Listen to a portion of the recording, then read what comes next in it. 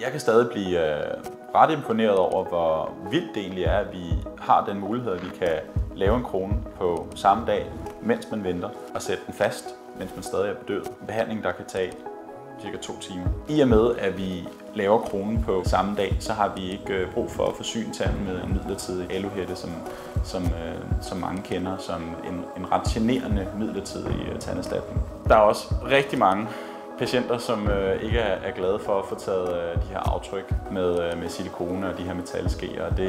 For mange mennesker oplever de det med stor ubehag at få taget aftryk, for det giver meget ofte de her brækreflekser. Vi har fulgt teknologien i mange år, og det var for nogle år siden, at den her teknologi med 3D-scanning viste sig faktisk at blive mere præcis end den konventionelle måde.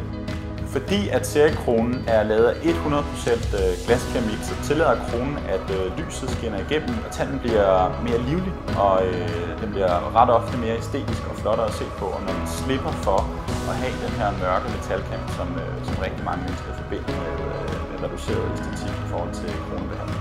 Vi kan tage en tand, som er blevet forberedt til en krone, og scanne den ved hjælp af vores CX-scanner. Så har vi mulighed for med vores computer sidde og opmodellere tanden præcis som vi ønsker det.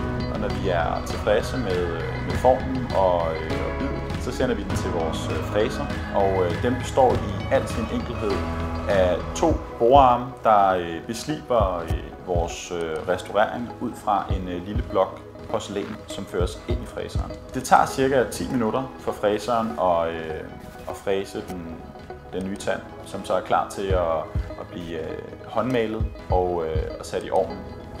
Efter cirka 25 minutter er kronen klar til at blive cementeret fast i munden. Jeg kan rigtig godt lide, når jeg laver seriekroner, at jeg er med fra start til slut.